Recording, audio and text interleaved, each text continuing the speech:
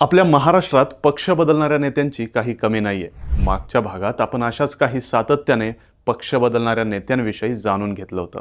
पण ही यादी इथंच संपत नाही। अजूनही या यादीत अनेक नेत्यांचा समावेश होणं बाकी आहे। महाराष्ट्राच्या राजकारणात जितके पक्ष नसतील तितके जास्त पक्ष बदलणारे नेते आहेत। म्हणूनच आजच्या या व्हिडिओमधून अनेकदा पक्ष बदलणाऱ्या इतर उर्वरित नेत्यांबद्दल जाणून घेऊयात। नमस्कार, मी अनीस आणि तुम्ही पाहताय ऑनलाईन नेता। तर पक्ष बदलणाऱ्या नेत्यांच्या यादीत पहिलं नाव येतं माणिकराव कोकाटे। माणिकराव कोकाटे यांनी काँग्रेसमधून त्यांचा राजकीय प्रवास सुरू केला। 1999 मध्ये शरद पवार यांनी स्थापन केलेल्या राष्ट्रवादी काँग्रेस पक्षात ते सामील झाले। पण राष्ट्रवादीने त्यांना सिन्नर विधानसभा मतदारसंघाचं तिकीट नाकारलं आणि त्यांनी शिवसेनेत प्रवेश केला। तिकीट मिळवलं आणि विजयी सुद्धा झाले। त्यानंतर नारायण राणे यांच्या बंडखोरीत सामील होत त्यांनी पुन्हा काँग्रेसचा पंजा हाती घेतला। तर 2014च्या मोदी लाटेत स्वार होऊन ते भाजपमध्ये गेले। नंतर 2019च्या लोकसभा निवडणुकीत ते नाशिक लोकसभा मतदारसंघातून अपक्ष उमेदवार म्हणून लढले, पण त्यांना पराभवाचा सामना करावा लागला। 2019च्या विधानसभा निवडणुकीत ते पुन्हा एकदा राष्ट्रवादीत गेले। त्यानंतर राष्ट्रवादीमध्ये अजित पवारांनी बंड केल्यानंतर त्यांनी अजित पवारांची साथ दिली आणि सध्या ते राष्ट्रवादी काँग्रेस अजित पवार गटात मंत्री म्हणून कार्यरत आहेत। माणिकराव कोकाटेंनी आजवर जवळपास सर्व महत्त्वाच्या पक्षांमध्ये भ्रमंती केली। कमळ, पंजा, धनुष्यबाण, घड्याळ अशा जवळपास सर्व चिन्हांवर त्यांनी निवडणूक लढवली आहे। सातत्याने पक्ष बदलणारे पुढचे नेते आहेत बबनराव पाचपुते। बबनराव पाचपुते यांनी 1980 ला जनता पार्टीकडून निवडणूक लढवली आणि जिंकली।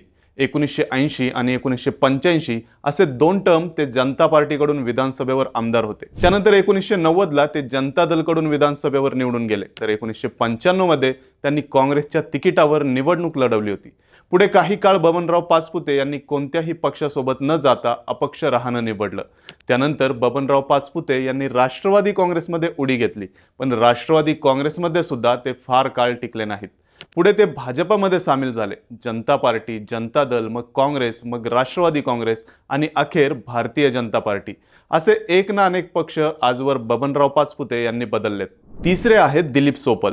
दिलीप सोपल 1985 ला सेक्युलर काँग्रेसमधून विधानसभेवर निवडून गेले होते। त्यानंतर 1990च्या निवडणुकीत ते काँग्रेस पक्षाकडून निवडणूक लढले। त्यानंतर 1995 मध्ये दिलीप सोपलांनी कोणत्याही पक्षासोबत न जाता अपक्ष निवडणूक लढवली आणि ती जिंकली सुद्धा। त्यानंतर 1999 ला दिलीप सोपल यांनी राष्ट्रवादी काँग्रेसकडून निवडणूक लढवली आणि जिंकली। दिलीप सोपल मोठा काळ राष्ट्रवादी काँग्रेसमध्ये होते, पण 2009 ला त्यांनी पुन्हा एकदा अपक्ष म्हणून निवडणूक लढवली आणि विधानसभेवर निवडून गेले। यानंतर 2014 ला त्यांनी राष्ट्रवादीच्या तिकिटावर निवडणूक लढवली। तर सध्या दिलीप सोपल हे शिवसेना उद्धव ठाकरे गटात आहेत। सेक्युलर काँग्रेस, राष्ट्रीय काँग्रेस, राष्ट्रवादी, शिवसेना ठाकरे गट आणि अधूनमधून अपक्ष असा दिलीप सोपल यांचा आजवरचा प्रवास राहिलाय। चौथे आहेत प्रताप चिखलीकर। चिखलीकर हे काँग्रेसच्या शंकरराव चव्हाण यांच्या जवळचे मानले जायचे, पण अशोक चव्हाण आणि चिखलीकरांमध्ये वाद होते, त्यामुळे त्यांनी काँग्रेसची साथ सोडली। काँग्रेस सोडल्यानंतर काही काळ ते लोकभारतीमध्ये होते। नगरपालिका निवडणुकीवेळी ते लोकभारतीमध्ये सामील झाले। लोकभारतीमध्ये काम केल्यानंतर 2012 मध्ये चिखलीकर राष्ट्रवादी काँग्रेस पक्षात गेले, पण फार काळ ते तिथे राहू शकले नाहीत।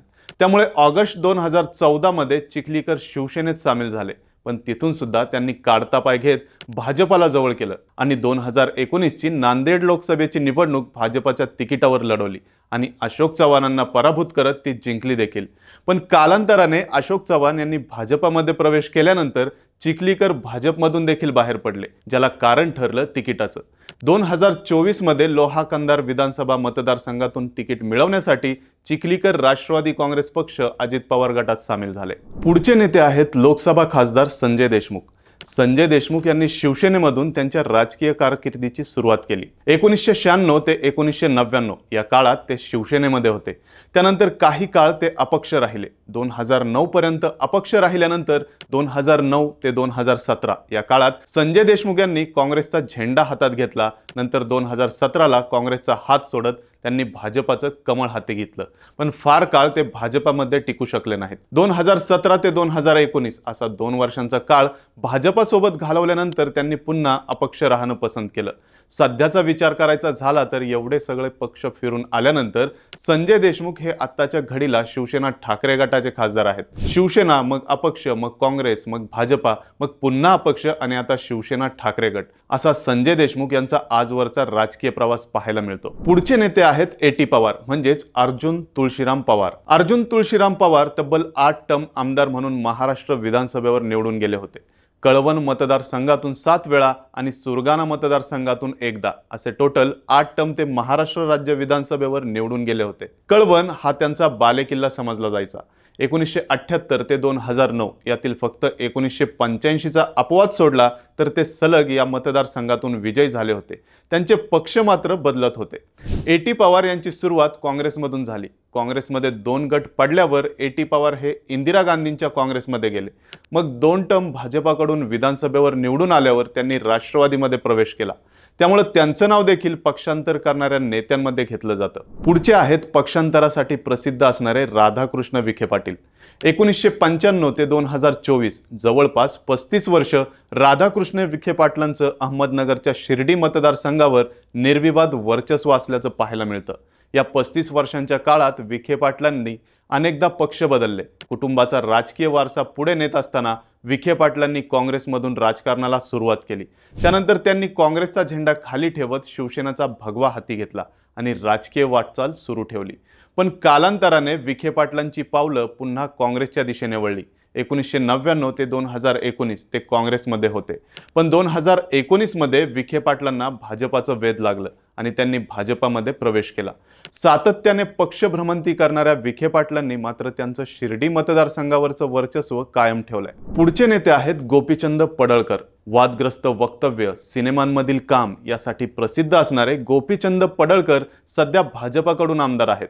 भाजपाचे नेते म्हणून त्यांना ओळखलं जातं, पण त्यांनी त्यांच्या कारकिर्दीची सुरुवात भाजपामधून केली नव्हती। गोपीचंद पडळकरांनी त्यांच्या राजकीय कारकिर्दीची सुरुवात महादेव जानकर यांच्या राष्ट्रीय समाज पक्षातून केली होती। 2014 मध्ये राष्ट्रीय समाज पक्षातून ते भाजपात सामील झाले आणि आटपाडी खानापूर मतदारसंघातून 2014 ची विधानसभा निवडणूक लढवली, पण त्यात त्यांना यश मिळालं नाही। त्यानंतर 2019च्या सुरुवातीला त्यांनी भाजपा सोडली आणि सांगली लोकसभा मतदारसंघातून निवडणूक लढवण्यासाठी वंचित बहुजन आघाडीत सामील झाले, पण तिथे सुद्धा त्यांना पराभवाचा सामना करावा लागला। त्यामुळे ऑक्टोबर 2019 मध्ये पुन्हा ते भाजपामध्ये सामील झाले। रासप, भाजप, वंचित बहुजन आघाडी आणि पुन्हा भाजप असा पडळकरांचा आजवरचा प्रवास राहिलाय। पुढचे नेते आहेत हर्षवर्धन जाधव। नुकत्याच झालेल्या विधानसभा निवडणुकीत हर्षवर्धन जाधवांची भरपूर चर्चा झाली। कन्नड विधानसभा मतदारसंघातील पती विरुद्ध पत्नीच्या लढतीमुळे चर्चेत आलेले हर्षवर्धन जाधव त्यांच्या पक्षांतरामुळे सुद्धा ओळखले जातात। हर्षवर्धन जाधवांनी 2004 ची निवडणूक अपक्ष म्हणून लढवली होती। त्यानंतर मनसेत प्रवेश केला आणि 2009 ची निवडणूक मनसेच्या तिकिटावर लढली आणि जिंकली सुद्धा। यानंतर त्यांनी मनसे सोडून शिवसेनेत प्रवेश केला। 2014ला त्यांनी शिवसेनेच्या तिकिटावर निवडणूक लढवून जिंकली होती, पण नंतर त्यांनी शिवसेना सोडली। 2019 आणि 2024ला त्यांनी अपक्ष म्हणून निवडणूक लढवली आणि दोन्ही वेळेस पराभूत झाले। या दरम्यानच्या काळात त्यांनी शिवस्वराज्य पक्षात काम केलं, तर सध्या ते BRS म्हणजेच भारत राष्ट्रीय समिती या पक्षात आहेत। महाराष्ट्राच्या राजकारणातील हे सातत्याने पक्ष बदलणारे नेते पाहिले की पक्ष या नेत्यांसाठी विचारसरणीचा भाग राहिला नसून सत्ता किंवा पद मिळवण्यासाठीचं साधन झाले का असा प्रश्न पडतो। तर या सातत्याने पक्ष बदलणाऱ्या नेत्यांविषयी तुम्हाला काय वाटतं? यांसारखे अजून काही नेते तुम्हाला माहित आहेत का? ते कमेंट करून नक्की सांगा आणि ऑनलाईन नेताच्या पेजला फॉलो करा। सोबतच आपल्या YouTube चॅनलला सबस्क्राइब करायला विसरू नका।